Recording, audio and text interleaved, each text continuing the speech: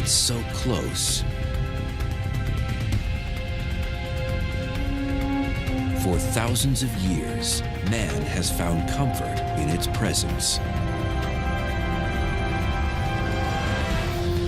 It's been a beacon for nocturnal travelers, a timekeeper for farmers, and a location finder for sailors at sea. For some cultures, it's even been a god. It's the only cosmic body ever visited by human beings, and today, NASA is planning a permanent outpost there. But how did it get there in the first place? How did the moon come to be? The answer is more astounding and spectacular than most residents of Earth have ever imagined.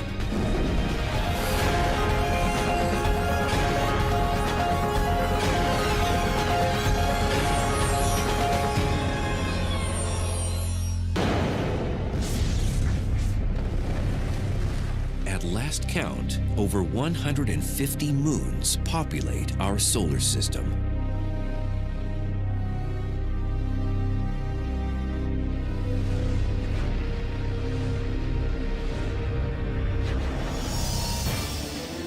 Neptune claims 13 of them.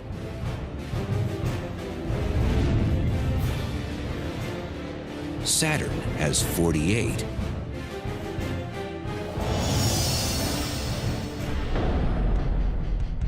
And Jupiter hosts an astounding 62.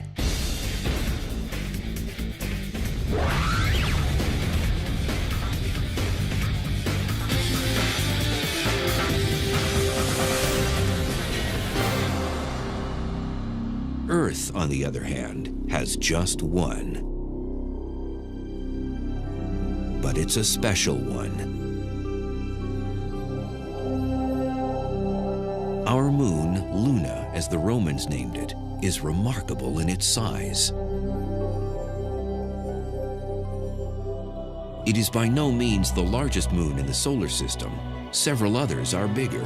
One of Saturn's moons, Titan, for instance, is twice the size. But our moon is the largest in relation to its host planet. It's a quarter the size of the Earth. It's really big compared to the Earth. If you look through a telescope at the Earth from a distance, you'd see the Earth and this other big thing.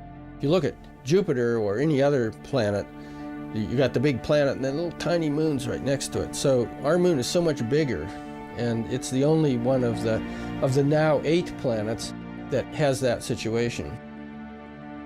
The relative sizes of the two bodies are close enough that some astronomers go so far as to refer to the Earth-Moon system as a double planet. The mean distance from the Earth to the Moon is 234,000 miles, a 3-day flight through space. Luna's diameter is roughly 1/4 the size of Earth's, measuring 2,160 miles. A single day on the Moon is the equivalent of 27.3 Earth days. This is because one side of the Moon permanently faces us. Luna is phase-locked with our planet. So the Moon must fully orbit the Earth in order to make one complete rotation on its axis. Sort of like children in a game of Ring Around the Rosie. They always face inward as they hold hands and move in a circle.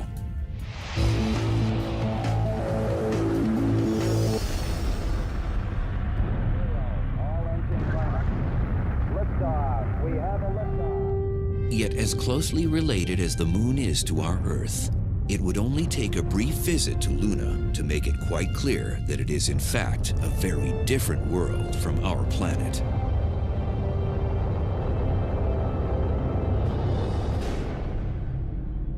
And an exceedingly dangerous place.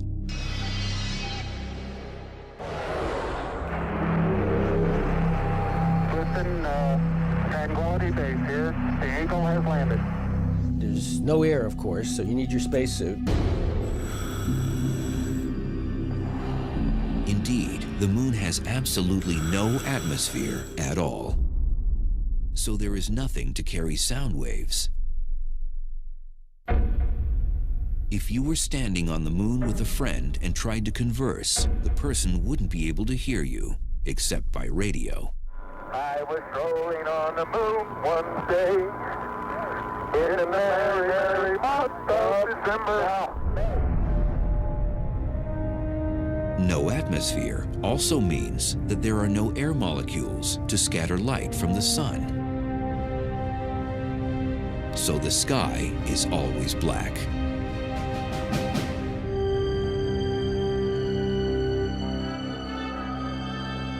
And the landscape does little to help brighten the scene. Kind of monochromatic, you know, not much color there. The rocks are mostly gray-brown colors. It's maybe a little warmer tone in one direction, maybe toward the sun, and cooler tones, grayer tones looking in other directions, but not so colorful. Extreme temperatures would also add to the unpleasantness of a visit. The swings between hot and cold are brutal, from 270 degrees above zero at midday to 240 degrees below zero at night.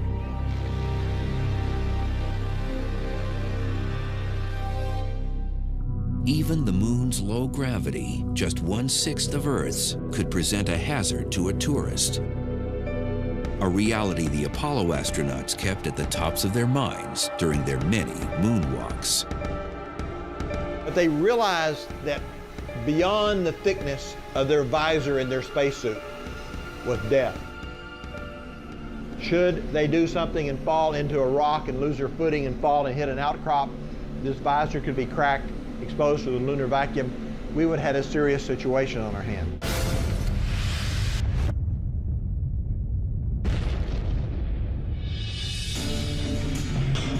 But while a spacesuit could protect lunar tourists against the vacuum of space, a lack of oxygen, temperature extremes, and lethal solar radiation, a potential hazard a spacesuit would do little to protect against is high-velocity micrometeorites. They pummel the lunar surface frequently. Tiny meteorites, the little ones that burn up in our atmosphere and make shooting stars, there's no atmosphere on the moon, they're coming right down, hitting the surface.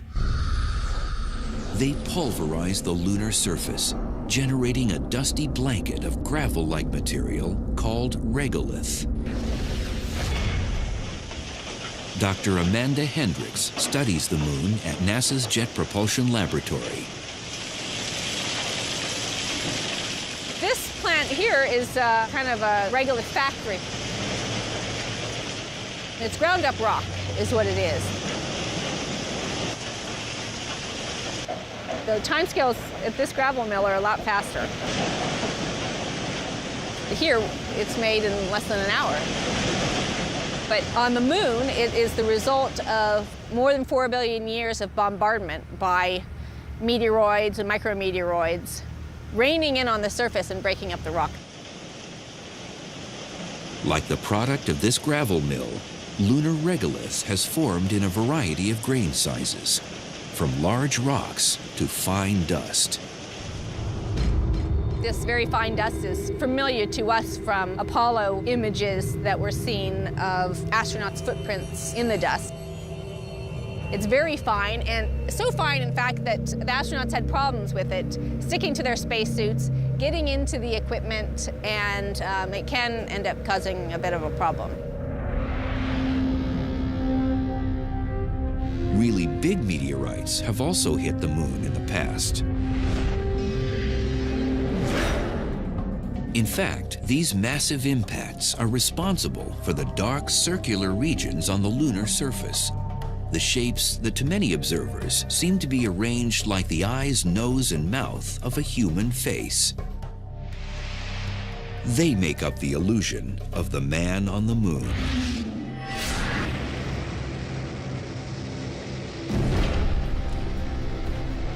They blasted huge basins in the moon's surface. Some of them are 700 miles across. Dark lava eventually burst through at the impact points and flooded the basins.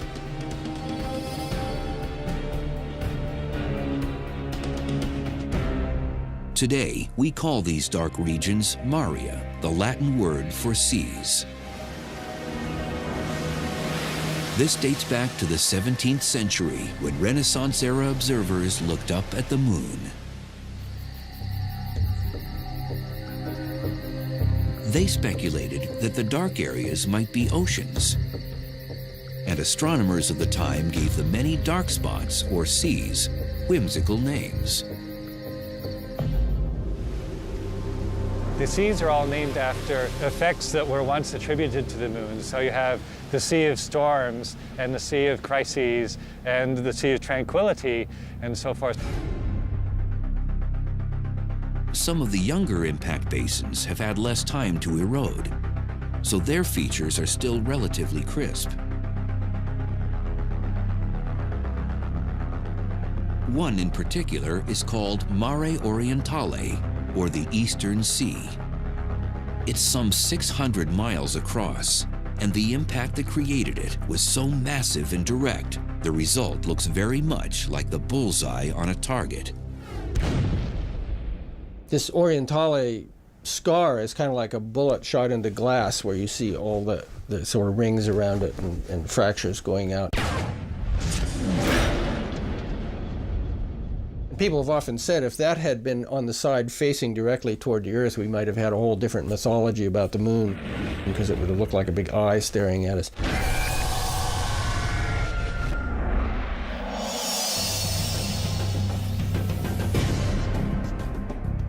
Three concentric rings of mountain ranges surround Mare Orientale, and some of the peaks rise to several thousand feet.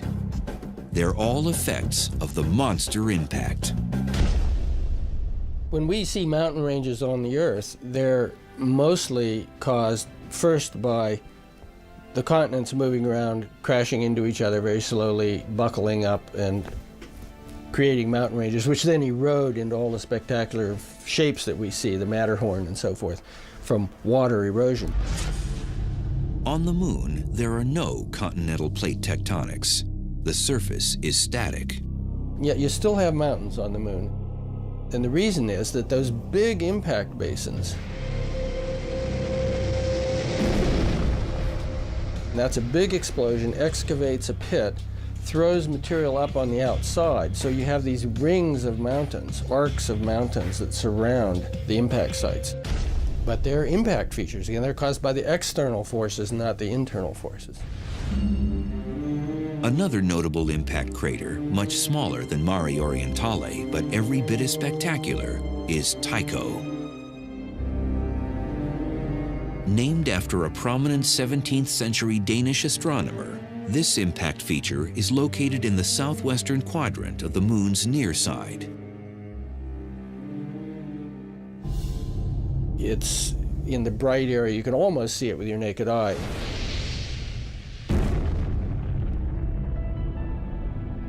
And when that explosion happened, as with many other craters, it shot out jets of bright, powdery dust. So there are these rays that go out from it. It's very striking.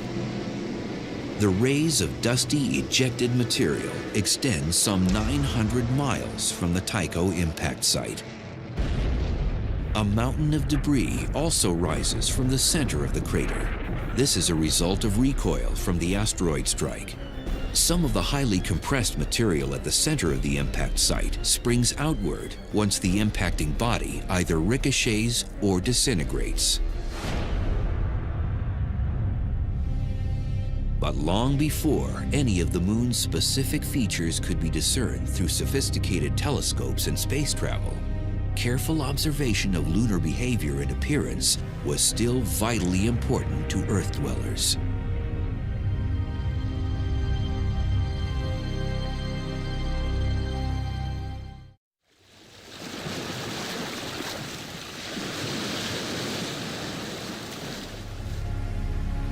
For 15,000 years at least, man revered the moon as a source of light, as a navigational guide, as a reference in agricultural pursuits,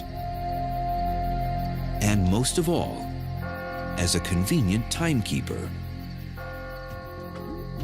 In the days before our modern systems, timekeeping was no simple task. Early timekeepers had two choices.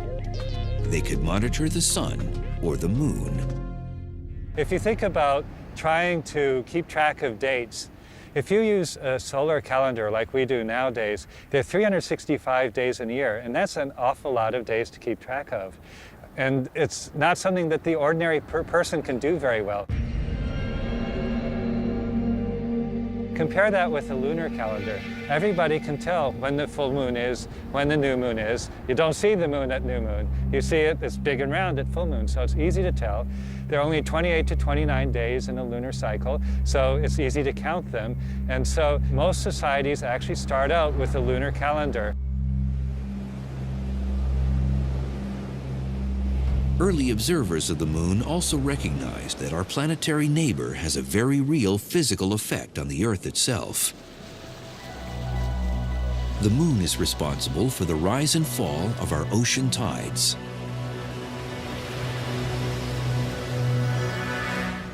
If we think of the moon as being this tennis ball and the Earth as being this football, okay, the tides are caused by the moon's gravitational attraction. So it's obvious, okay, so the moon kind of pulls the Earth's water towards it.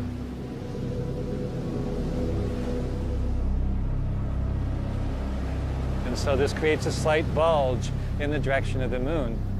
What's less obvious is there's also a bulge in the direction away from the moon. So there's in fact 2 high tides every day. The other high tide you can think of as being caused by the Earth's centripetal force.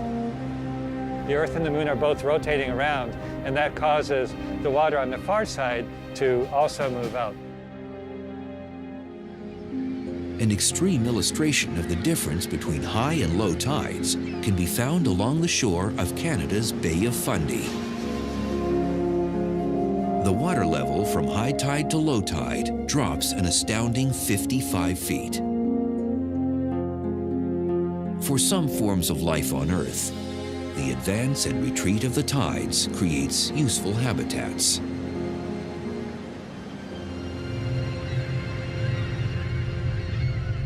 But another of the moon's gravitational effects on our planet is directly responsible for nothing less than the continued survival of terrestrial life itself. The moon stabilizes Earth's climate. The gravitational effect of the moon keeps the degree of tilt in the Earth's rotational axis constant. This tilt is what maintains the repeatable cycle of seasons as the Earth orbits the sun.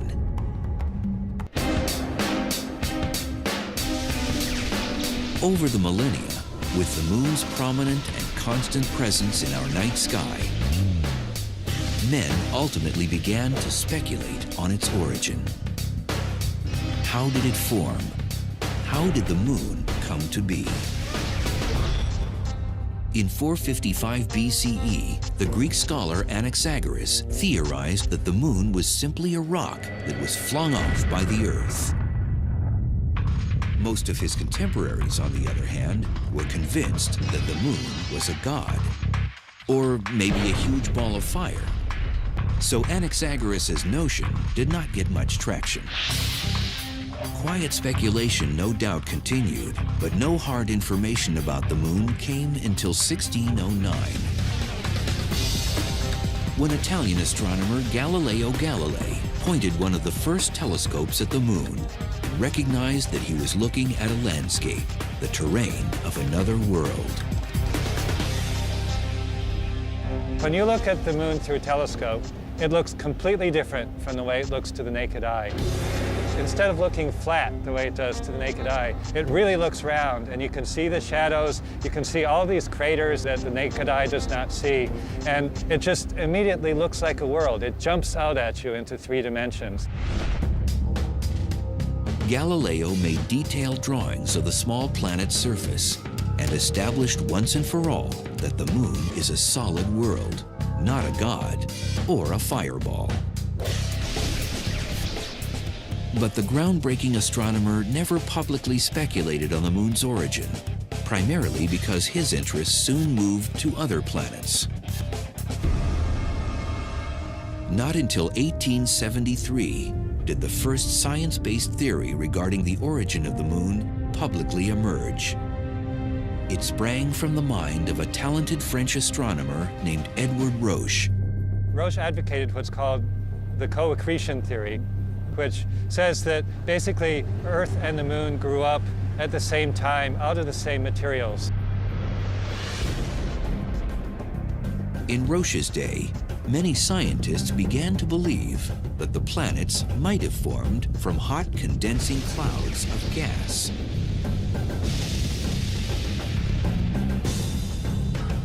It gradually contracted and cooled, and as it contracted, it would separate out rings of gas. So you'd have a ring of gas here, a ring here, and so forth. And these rings of gas would then eventually coalesce and form the planets. Roche saw the Earth and the Moon as a solar system in miniature. His idea was that the Earth starts out as a ball of gas and then cools and contracts and sheds a ring of gas that then itself coalesces and forms the moon.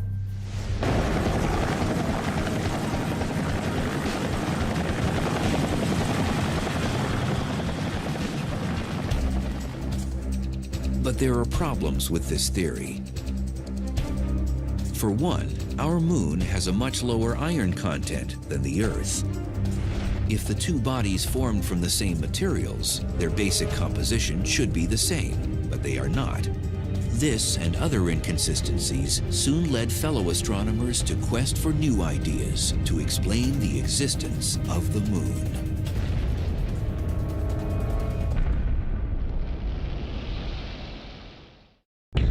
In the last third of the 19th century, advanced theories about the origin of the moon started to emerge. In 1873, French scientist Edward Roche proposed that the moon simply formed alongside the Earth out of essentially the same nebular cloud of particles and gases. But this idea had a fundamental weakness. The moon has a much lower iron content than the Earth. It's much less dense. The big thing to remember about the moon and its composition is that it doesn't have any iron core like the Earth does. So you look at the Earth, and there's a very large central area, something like half the inside of the Earth is iron, nickel iron. And that's metal that drained down to the center of the Earth when the Earth was hot, when it formed at the beginning. The moon is more like just plain rock.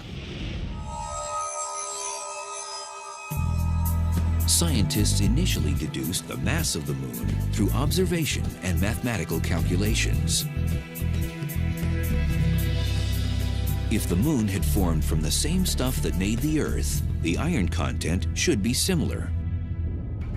It was a hole in the theory Edward Roche couldn't explain. But another idea soon followed on the heels of the co-accretion hypothesis. In 1878, George Darwin announced his fission theory of lunar origin.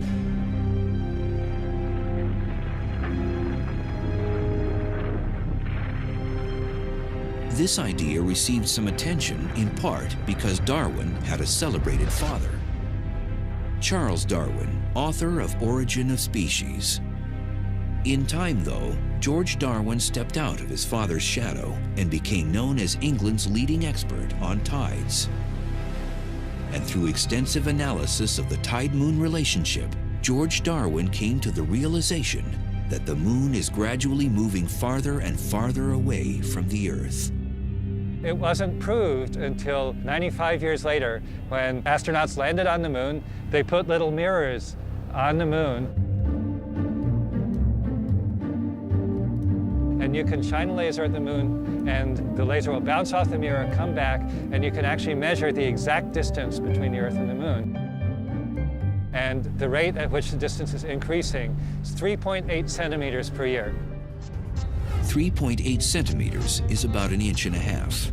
If you made a movie, extreme time-lapse, you would see the moon moving away from Earth gradually. That's what we see nowadays.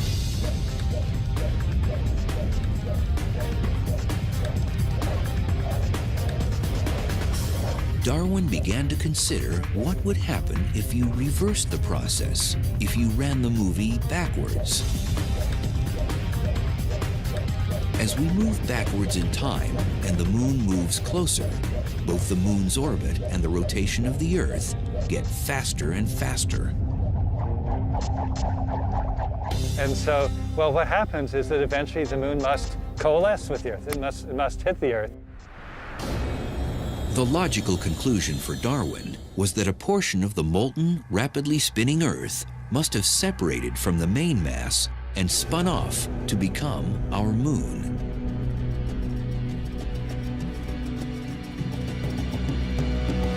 He immediately began work on mathematical calculations to reverse the trajectory of the moon all the way back to the Earth. Frustratingly, he reaches a point where it gets almost to Earth, and then he couldn't work it out any farther. The mathematics doesn't let you go any farther.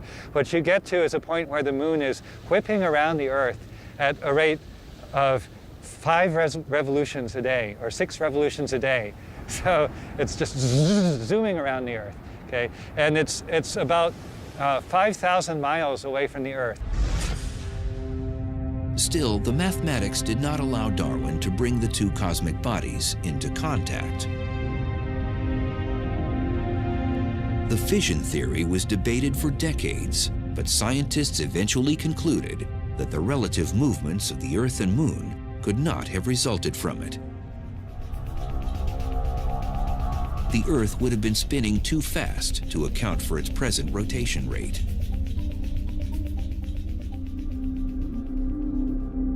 The quest for an explanation of lunar creation continued, and a new theory would soon originate with an American. In 1909, Thomas Jefferson Jackson C. was a U.S. naval captain based at Mare Island near San Francisco. His official job was to keep the standard time for the U.S. West Coast. But C. was also a gifted scientist. As a young man, he had trained as an astronomer. He was one of the first Americans to actually get a doctorate in astronomy. He went to Germany and got a PhD in astronomy, which was, almost unheard of back then.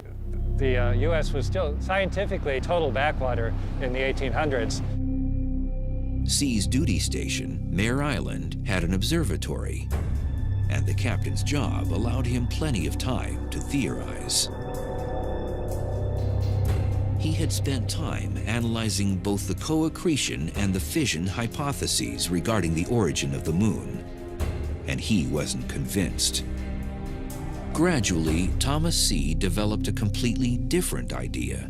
It came to be called the capture theory. Essentially, C theorized that the moon had actually formed in a different part of the solar system from the Earth, that it orbited the sun just like the other planets, but that at some point it had moved too close to Earth and was captured by Earth's gravity. His idea was that there's something that he called the resisting medium in outer space, which we know is not there now. C never adequately explained what this resisting medium was supposed to be, possibly tiny particles of matter. Regardless, he was sure it no longer existed. His idea is that for the Earth to capture the moon would have to come in from far away, and then it would hit this resisting medium and slow down, and then gradually get captured into an orbit. Maybe not at once, might take a little while, but gradually it'd be captured into Earth's orbit. It's a little bit like a bungee jumper jumping off a bridge. They'd go down, come back up, not quite as far, go down, come back up.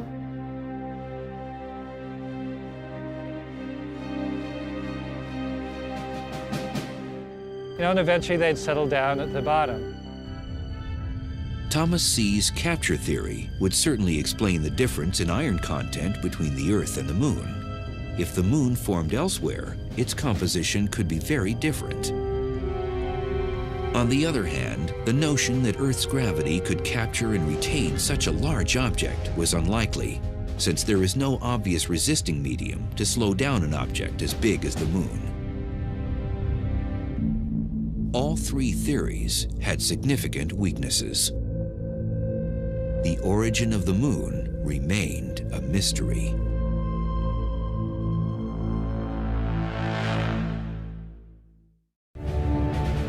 On July 20th, 1969, U.S. astronauts set foot on the lunar surface for the first time.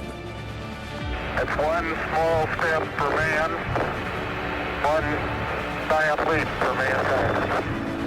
They had landed their lunar module on the hardened lava plain known as the Sea of Tranquility. And mission pilot Buzz Aldrin described the view as magnificent desolation. Beautiful view. Isn't that something? Magnificent sight out here. The astronauts brought back 48 pounds of moon rocks and dusty soil, or regolith. Our position 1330, 6915. Geologists at Johnson Space Center in Houston eagerly awaited their arrival.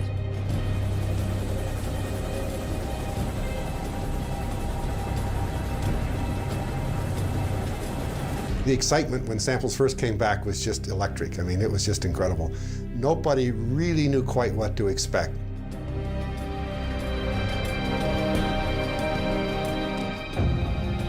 And we realized right away that we had basaltic rocks, like one might see in Hawaii.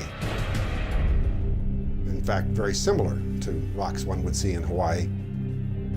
The NASA geologists were intrigued to find not only basalts, but rocks of another sort. Rocks called breccias. Breccias form during asteroid impacts. So if you can imagine a large impact body hitting the moon, is going to be very chaotic.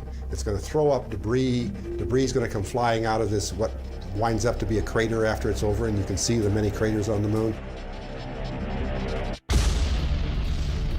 This debris gets all jumbled up and lands on the ground around the crater, and then it gets compacted with the heat generated by the crater and gets turned into rocks that look very chaotic. You see all sorts of pieces in the rock of different sizes, different shapes, all pieces of the rock that were in the area that the impacting body impacted.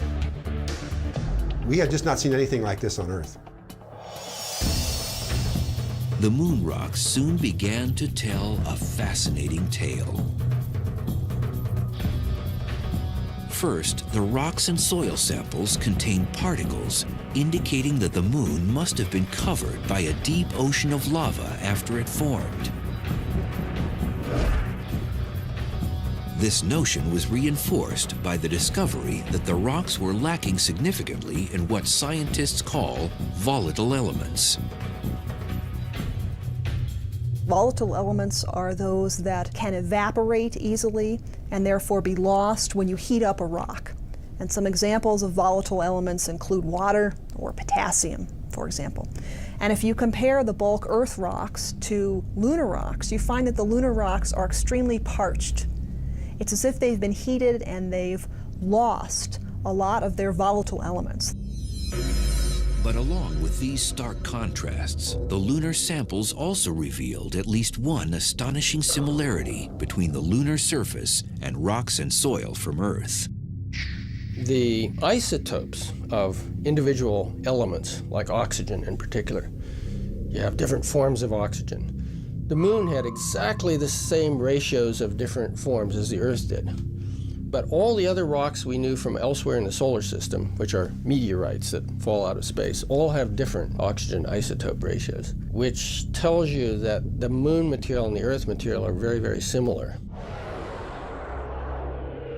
In the end, the lunar samples had supplied a wealth of hard evidence regarding the geological makeup of the moon. But astronomers trying to understand the moon's origin were still left with a puzzle.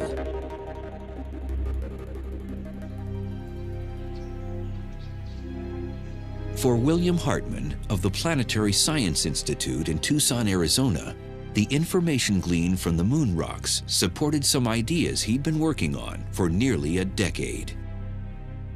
Now a distinguished astronomer and painter of space images, in the early 60s, Hartman was a graduate student at the University of Arizona, taking part in a project to map impact craters on the moon. from the enormous basins or seas to the smallest visible dimples. We realized during this mapping in the 60s that the big basins are actually impact features. Very large asteroids hit the moon and made these huge explosions. Some of those are 600 miles across.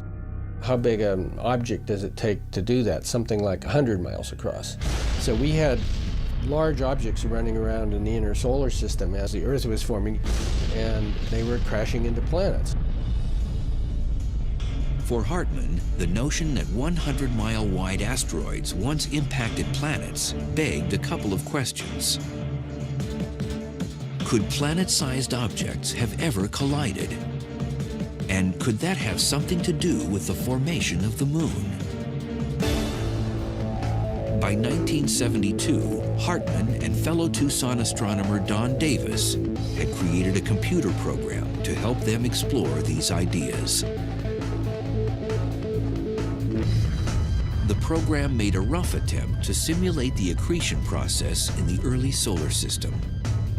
The astronomers wanted to see if any other planetary bodies formed near the Earth that could have crashed into it. The idea was, if there was some other body there and it finally crashes into the Earth and blows off all this crustal material from the Earth, as well as from the impactor itself, maybe the moon could form out of that. Sure enough, the simulation showed that a second planet could have formed in the Earth's accretion zone, one about the size of Mars. It wasn't the moon, because it had formed from the same elements as the Earth and should therefore have had the same iron core and heavy density as the Earth. The moon, of course, does not. That was evidence enough for Hartmann to formulate a new fourth hypothesis. It came to be called the giant impact theory.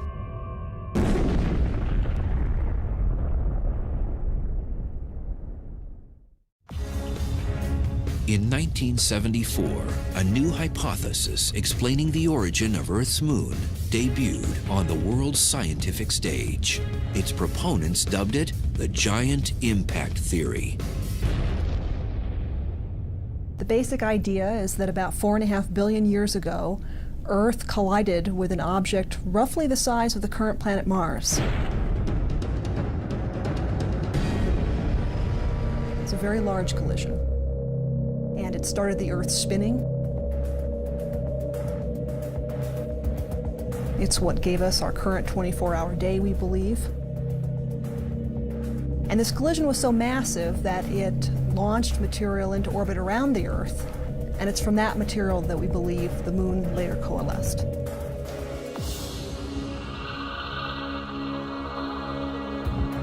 Dr. Robin Canup and others at the Southwest Research Institute in Boulder have constructed a computer model to study the details of the giant impact scenario.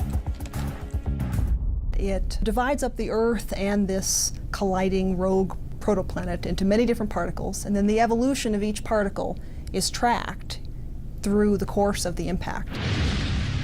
The simulation depicts the impact from a bird's eye view from the top down. The Earth was probably partly molten even before this impact. So initially, the impactor came in from this direction. It hit the Earth with an off-center collision. And you can see the impactor has been stretched out into this long arm of material right here. Scientists believe the upper layers of the Earth became completely molten following the impact. The collision starts the Earth rotating. And you can also see that the collision has substantially distorted the shape of the Earth itself. After a couple hours, we see that this arm of impactor material has coalesced gravitationally into two large clumps. The inner clump of the impactor material is actually composed overwhelmingly of the impactor's core, so that when this inner clump recollides with the Earth, which happens right there, The vast majority of the iron that came in with the impactor is actually accumulated by the Earth. While this outer clump comes in and makes a close pass by the Earth and is stripped by the Earth's gravity into a long arm of material, which then breaks up to form this disk. The material is thought to have coalesced to form the moon in less than a year following the massive impact.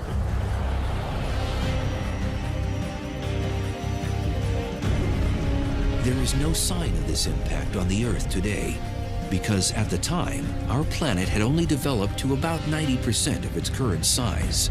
The remaining 10% would accumulate from later, much smaller impacts. Also, the Earth's own gravity had a reshaping effect. Within a day after the impact, the Earth had reassumed a basically spherical shape, and any depression that the impact caused would have been smoothed over. Giant impact theory originator Bill Hartmann presented his hypothesis at a scientific conference in 1974. But it received little attention for nearly a decade. Interest in the moon dropped off sharply at the end of the Apollo missions. Beautiful. Very smooth. Very quiet ride. Finally, at a lunar conference in Hawaii in 1984, 12 years after the last moonshot, the world's foremost astronomers reached a consensus. The giant impact theory was the most acceptable explanation to date for the origin of the moon. I think there's still some people who say, okay, it's not really proven yet, but it's what I would call the default theory.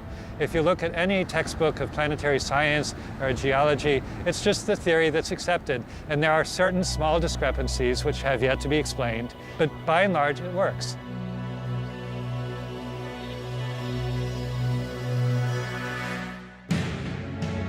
Even with an agreed-upon theory of how our moon came to be, scientists have not finished studying our closest cosmic neighbor by any means.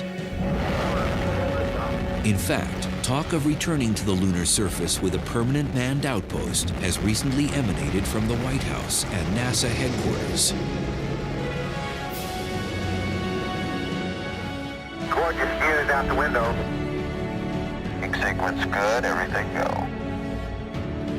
Such a base could provide a place to train astronauts to live in space long-term, as well as provide a more efficient launch point for eventual missions to Mars.